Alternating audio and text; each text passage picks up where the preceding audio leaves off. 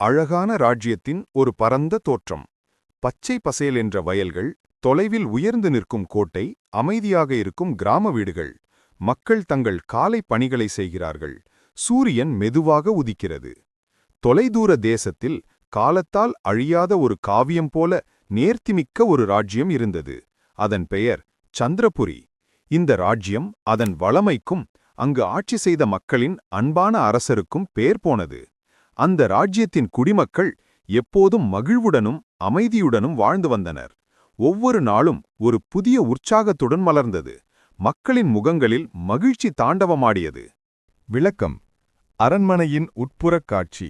ராஜா தன் அரியணையில் அமர்ந்து தனது மந்திரிகளுடன் ஆலோசனை செய்கிறார். பின்னர் கிராம மக்கள் கூட்டமாக அரண்மனை வாசலில் கோபத்துடனும் கவலையுடனும் கூடி நிற்கின்றனர். அவர்கள் ராஜாவை அழைக்கிறார்கள். வசனம்: அரசர்: அமைச்சர்களே, நமது ராஜ்யத்தின் முன்னேற்றம் குறித்து உங்கள் கருத்து என்ன? முதல் அமைச்சர்: மன்னா, உங்கள் சிறப்பான ஆட்சியின் கீழ் நமது ராஜ்யம் முன்னெப்போதையும் விட செழிப்பாக உள்ளது. இரண்டாம் அமைச்சர்: மக்கள் அனைவரும் உங்களை போற்றி புகழ்கிறார்கள் மன்னா. கிராமவாசிகள் சத்தமாக: மன்னா வாழ்க, ராஜா வாழ்க! கிராமவாசிகள் கவலையுடன்: ஐயோ மன்னா, தயவு செய்து எங்களை காப்பாற்றுங்கள். அரசர் ஆச்சரியத்துடன்: என்னாயிற்று என் மக்களே? ஏன் இந்த ஆரவாரம்? என்ன பிரச்சனை? உடனே என் முன்னால் வாருங்கள். கிராமவாசிகள்: மன்னா, எங்கள் கிராமத்தில் ஒரு பெரும் குழப்பம் நிலவுகிறது. நாங்கள் பயத்தில் வாழ்கிறோம். கிராமவாசிகள்: கடந்த சில நாட்களாக ஒவ்வொருவர் வீட்டிலும் விலையுயர்ந்த பொருட்கள் காணாமல் போய்க்கொண்டே இருக்கின்றன. அரசர் கோபத்துடனும் அதிர்ச்சியுடனும்: என்னது, திருட்டா? என் நாட்டில் திருட்டா? இது எப்படி சாத்தியம்? என் ராஜ்யத்தில் திருட்டு நடப்பதா? கிராமவாசிகள்: ஆமம் மன்னா, பல நாட்களாக இது நீடிக்கிறது. யார் திருடுகிறார்கள் என்று எங்களால் கண்டுபிடிக்க முடியவில்லை. நாங்கள் காவல்துறையினரிடம் கூறினோம், அவர்களாலும் ஒன்றும் செய்ய முடியவில்லை. அரசர் ஆழ்ந்த கோபத்துடன்: என் நாட்டு மக்கள் பயத்தில் வாழ்கிறார்களா? என் கண்ணெதிரே என் மக்களின் பொருட்கள் திருடப்படுகிறதா? யார் இந்த துணிச்சல் மிக்க திருடன்? நான் இதை உடனடியாக கண்டுபிடிக்கிறேன். இந்த திருட்டை நான் வேரோடு அரசர் தன் அரியணையில் ஆழ்ந்த யோசனையில் அமர்ந்திருக்கிறார். அமைச்சர்கள் அவரை சுற்றி நிற்கிறார்கள். ஆனால் அவர்களுக்கும் வழி தெரியவில்லை. பின்னர் அரசர் ஒரு புதிய முடிவை எடுத்து தனது முரசுக்காரர்களை அழைத்து ஒரு முக்கியமான அறிவிப்பை வெளியிடச் சொல்கிறார். அரசர் தனக்குள்ளேயே: இந்த திருடனை எப்படி தடுப்பது? யார் இதைச் செய்வது? எந்த தடயமும் இல்லையே. என் மக்கள் பயமில்லாமல் வாழ வேண்டும். முதலாம் அமைச்சர்: மன்னா, நாம் காவல் படையினரை இன்னும் பலப்படுத்தலாம். கிராமங்களுக்கு மேலும் வீரர்களை அனுப்பலாம். இரண்டாம் அமைச்சர்: அல்லது ஒவ்வொரு வீட்டிற்கும் ஒரு காவலரை நியமிக்கலாமா மன்னா? அரசர்: இல்லை, அது மட்டும் போதாது. இந்த திருடன் மிகவும் தந்திரசாலி. நாம் ஒரு புதிய உத்தியை கையாள வேண்டும். உடனடியாக ஊர் மக்களுக்கு இதை அறிவிக்கவும். முரசுக்காரர்களை வரச் சொல்லுங்கள். மூன்றாம் அமைச்சர்: உங்கள் கட்டளை மன்னா. முரசுக்காரனை அழைக்கிறான். முரசுக்காரன் சத்தமாக, ஊரெங்கும் கேட்கும் வண்ணம்: ஓ கிராம மக்களே, ராஜாவின் அவசர அறிவிப்பு கேளுங்கள். அரசர் சற்று குரலை உயர்த்தி: இந்த திருடனை யார் கண்டுபிடித்து என்னிடம் பிடித்து கொடுக்கிறார்களோ அவர்களுக்கு 1000 பொற்காசுகளும் எனது பறந்து விரிந்த வளமான விவசாய நிலங்களும் பரிசாக வழங்கப்படும். உடனடியாக திருடனை பிடித்துக் கொடுப்பவர்களுக்கு இந்த மாபெரும் பரிசு காத்திருக்கிறது. மூன்றாம் அமைச்சர் வியப்புடன்: 1000 பொற்காசுகளும் விவசாய நிலங்களும்? இது ஒரு பெரிய பரிசு மன்னா. ராஜ்யத்திலேயே இதுவரை இல்லாத ஒரு மாபெரும் பரிசு. ராஜாவின் அறிவிப்பைக் கேட்டு ஊர் மக்கள் அனைவரும் ஆச்சரியத்தில் ஆழ்ந்தனர். இந்த திருடனை பிடிக்க இவ்வளவு பெரிய பரிசா என்று நாட்டு மக்கள் அனைவரும் ஆச்சரியத்துடன் ராஜாவை பார்த்தனர். இது ஒரு மாபெரும் சவால், அதற்கான வெகுமதியும் மிகப் பெரியது என்று உணர்ந்தனர். ராஜ்யத்தின் ஏழ்மையான பகுதிகளில் ஒரு சிறிய பழைய குடிசை. பாபு என்ற ஒரு இளம் சிறுவன் தன் தாய் தந்தையுடன் கவலையுடன் அமர்ந்திருக்கிறான். அவர்களின் வீட்டின் நிலைமை வறுமையின் பிடியில் இருப்பதை வெளிப்படுத்துகிறது. பாபுவின் தாய் கண்ணீருடன்: பாபு, இன்று உண்பதற்கு ஒரு பிடி சோறுமில்லையே. எப்படி இந்த வறுமையிலிருந்து மீள்வோம் என்று தெரியவில்லை. நாம் கடவுளையே நம்பியிருக்க வேண்டியதுதான். பாபுவின் தந்தை பெருமூச்சுடன்: மகனே, நாளுக்கு நாள் வறுமை அதிகரித்துக் கொண்டே போகிறது. உன்னையும் உன் தாயையும் இப்படி பார்ப்பது என் நெஞ்சை பிழைக்கிறது. பாபு, அம்மா மற்றும் அப்பாவை தேற்றுவது போல, கவலைப்படாதீர்கள் அம்மா, அப்பா, நான் இருக்கிறேன். ராஜாவின் அறிவிப்பு என் காதில் விழுந்தது. இது எனக்கு ஒரு பெரிய வாய்ப்பு. நம் குடும்பத்தின் கஷ்டத்தை இது போக்கும். பாபுவின் தந்தை சந்தேகத்துடன், நீ ஒரு சிறுவன் பாபு, பெரியவர்களே திணறும் ஒரு விஷயத்தை, காவல்துறையினராலேயே கண்டுபிடிக்க முடியாத ஒரு திருடனை உன்னால் எப்படி செய்ய முடியும்? இது உனக்கு ஒரு ஆபத்தான செயல். பாபு, உறுதியுடன், நான் புத்திசாலி. எந்த பிரச்சனையும் என்னால் கையாள முடியும். எனக்குள்ளே ஒரு தீர்க்கமான நம்பிக்கை இருக்கிறது. நான் இந்த திருடனை பிடிப்பேன். நிச்சயம் நம் குடும்பத்தின் வறுமையையும் போக்குவேன். இந்த வாய்ப்புக்காகத்தான் நான் பாபு அரண்மனைக்குச் சென்று அரசரை சந்திக்கிறான். அவன் தைரியமாக பேசுகிறான். ஆனால் அரசர், ராணி மற்றும் மந்திரிகள் அவனை பார்த்து சிரிக்கிறார்கள், அவனது வயது காரணமாக.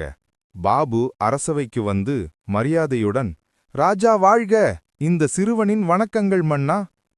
அரசர் ஆச்சரியத்துடன், யார் நீ?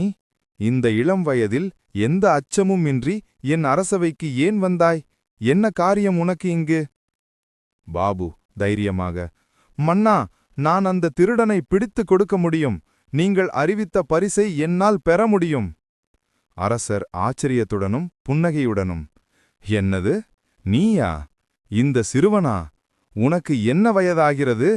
விளையாட வேண்டிய வயதில் அரசவைக்கு வந்து சவால் விடுகிறாயே. மந்திரி, இந்த சிறுவன் என்ன செய்யப் போகிறான்? போய் பால் குடித்துவிட்டு வா பையா. ராணி புன்னகையுடன் மென்மையாக, குட்டி பையன், உன்னால் எப்படி இது முடியும்? இது பெரியவர்களின் வேலை. நீ வீண் ஆசைப்படாதே.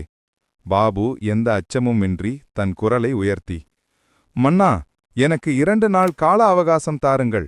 நான் திருடனை பிடித்து உங்களிடம் தருகிறேன். நிச்சயம் தருகிறேன். எனக்கு நீங்கள் சொன்னபடி பரிசு அளிப்பீர்களா?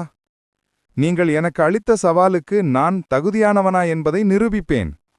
அரசர் பாபுவின் தைரியத்தைக் கண்டு வியந்து, சரி, உனக்கு ஒரு வாய்ப்பு அளிக்கிறேன். 2 நாட்கள் கால அவகாசம் தருகிறேன். ஆனால் நீ எப்படி பிடிப்பாய்? நீ உன்னுடைய திட்டம் என்ன? பாபு, மன்னா, நான் மந்திரவாதி அல்ல. என் புத்தியால் பிடிப்பேன். ஊர் மக்கள் அனைவரையும் ஒன்று திரட்டுங்கள். நான் அவர்களிடம் பேச வேண்டும். என் திட்டம் முழுமையாக செயல்பட வேண்டுமென்றால் மக்களின் ஒத்துழைப்பு அவசியம். ராஜாவும் அங்கு இருந்த மந்திரிகளும் ராணியும் பாபுவின் தைரியத்தைக் கண்டு வியந்து போயினர். இந்தச் சிறுவன் இவ்வளவு தைரியமாக பேசுகிறானே. கிராம மக்கள் அனைவரும் அரண்மனை மைதானத்தில் கூடி நிற்கிறார்கள். பாபு மேடையேறி அவர்களை பார்த்து பேசுகிறான். ஆரம்பத்தில் மக்கள் சிரிக்கிறார்கள். ஆனால் ராஜாவின் ஆதரவுக்கு பிறகு அமைதியாக கேட்கிறார்கள். கிராம மக்களே, நான் ஒரு சாதாரண சிறுவன் அல்ல. நான் ஒரு மந்திரவாதி. என்னால் இந்த திருடனை எளிதில் கண்டுபிடிக்க முடியும். சிறுவனா மந்திரவாதி? இந்த சிறுவன் என்னென்ன சொல்கிறான் பாருங்கள். இவன் எங்களை ஏமாற்ற பார்க்கிறான். அரசர் தன் அதிகாரத்தை நிலைநாட்டி, யாரும் சிரிக்க வேண்டாம், அமைதி. அவன் சொல்வது உண்மைதான் என்று நான் நம்புகிறேன். அவன் சொல்வதை எல்லோரும் கேளுங்கள். ராஜாவின் வார்த்தைக்கு கட்டுப்பட்டு ஊர் மக்கள் அனைவரும் அமைதியாயினர். அவர்கள் ஆச்சரியத்துடன் பாபுவை பார்த்தனர். பாபு மக்களின் அமைதியைக் கண்டு தொடர்ந்து, நான் இப்போது உங்கள் ஒவ்வொருவர் கையிலும் ஒரே அளவிலான ஒரு மரக்குச்சியை தருகிறேன். பாபு ஒவ்வொருவர் கையிலும் கவனமாக ஒரே அளவிலான குச்சியை கொடுக்கிறான். சில குச்சிகளை மந்திரங்கள் உச்சரிப்பது போல அசைக்கிறான், மக்களை நம்ப வைப்பதற்காக.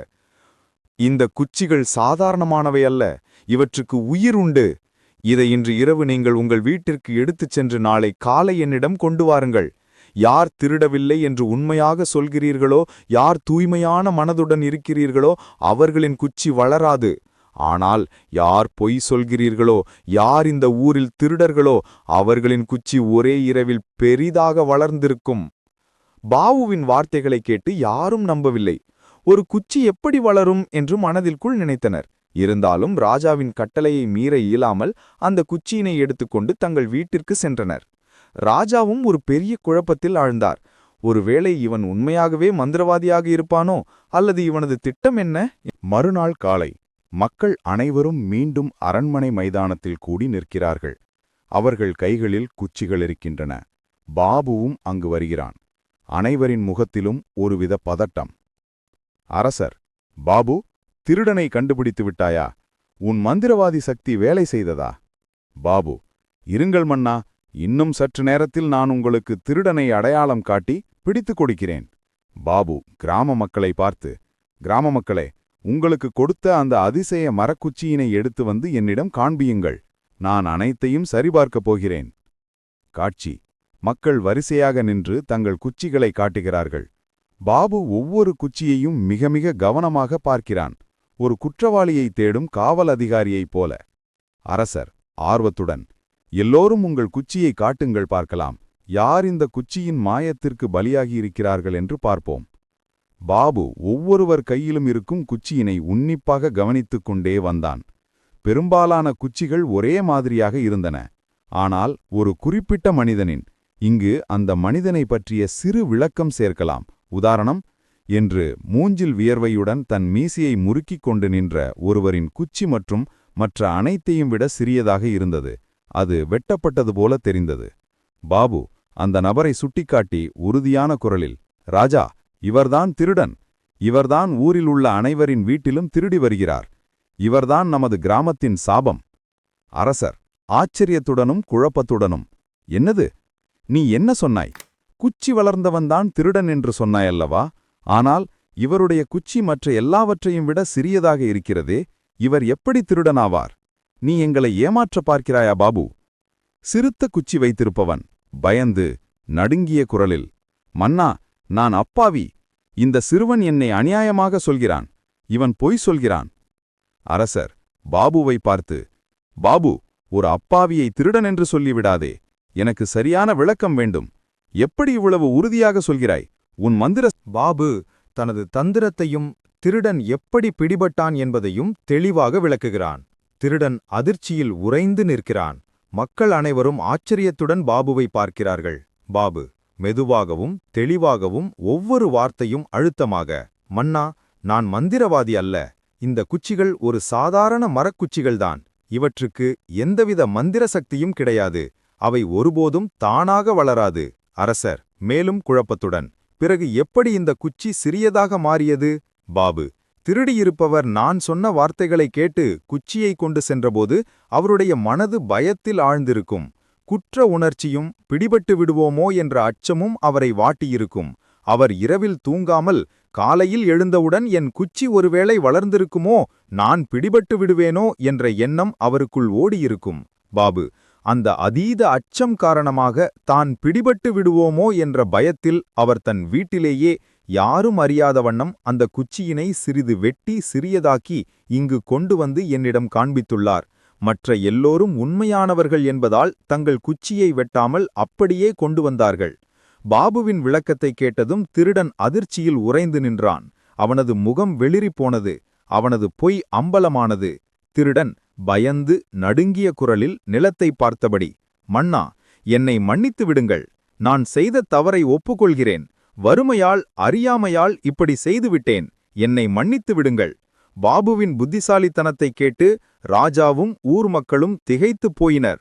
இவ்வளவு சிறிய வயதில் இவ்வளவு கூர்மையான அறிவுத்திறன் கொண்ட ஒருவன் இருக்க முடியுமா என்று யாரும் நம்பியிருக்க மாட்டார்கள்.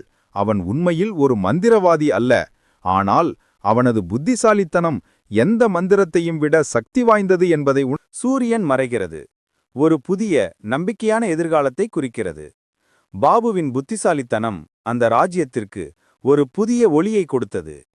வறுமையிலிருந்து மீண்ட பாபுவின் குடும்பமும் ராஜ்யத்தின் அனைத்து மக்களும் மீண்டும் மகிழ்ச்சியுடனும் நிம்மதியுடனும் வாழத் தொடங்கினர்.